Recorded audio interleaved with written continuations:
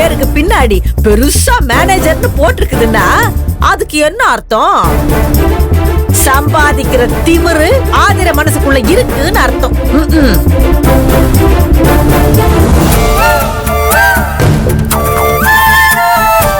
சொல்றத கேளுங்க, உங்களுக்கு அவ்வளவுதான் லிமிட். இதுக்கு மேல ஒரு வார்த்தை இந்த மாதிரி பேசுனீங்க அப்புறம் என்ன பண்ணுவேன்னு எனக்கே தெரியாது. இது எங்க குடும்ப விஷயம், நீங்க ஒண்ணு தலையிட வேணாம், புரியுதா? அண்ணி, அவங்க மேல இது கோவப்படுறீங்க?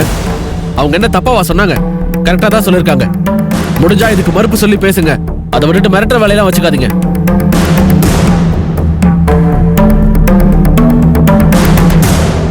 கார்த்தி, உன் அண்ணி ஒண்ணு யாரையும் மிரட்டல. இவங்க சொன்னதெல்லாம் உண்மைதான். ஆனா இவங்க தான் உண்மையை மறைச்சு திருச்சு பேசுறாங்க. இருங்க, நீங்க யாரு எங்க குடும்ப விஷயத்துல தலையிடுறதுக்கு?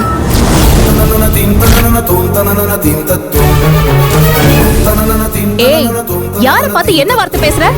என் அத்தைய பார்த்து நீங்க என்ன கேள்வி கேட்டீங்களோ அதே கேள்வியை தான் நான் இவங்களை பார்த்து கேக்குறேன். என் சொந்த அத்தைக்கு நம்ம குடும்பத்துல தலையிட உரிமை இல்லைன்னா இவங்களுக்கு மட்டும் இருக்கா?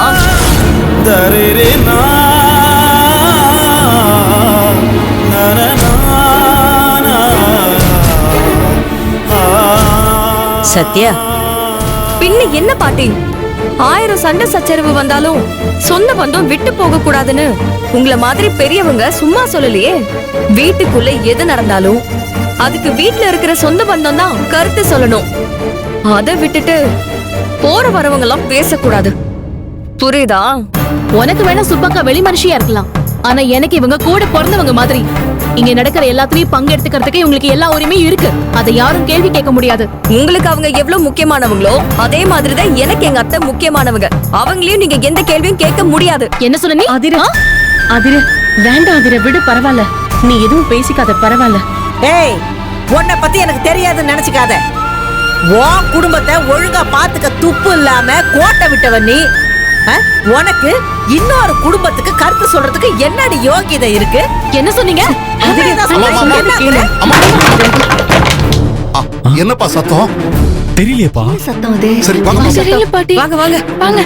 ஐயோ, என்னன்னு தெரியலையே.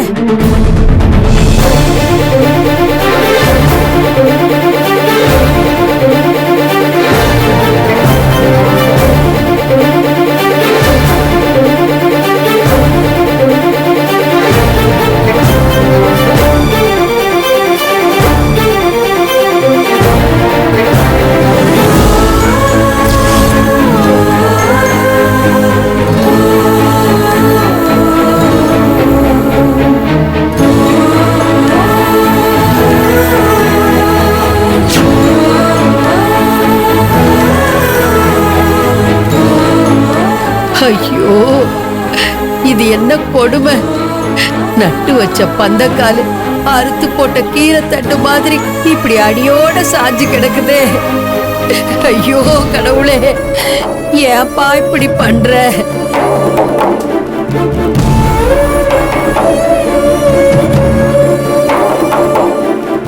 ஏற்கனவே மாப்பிள்ளையோட அப்பா ஆஸ்பத்திரியில கிடக்குறாரு. இப்ப இந்த பந்தக்காலும் கீழே கிடக்குதே. ஒரே அபசகுணமா இருக்குதே. அம்மா, நீ ஏமா இப்படி நினைக்கிற? பந்தக்கால சரியா ஊனாம விட்டுட்டோன்னு நினைக்கிறேன். அதான் கீழே விழுந்துருச்சு. இதுக்கு போய் அபசகுணம் நல்லா சொல்ல வேணாமா?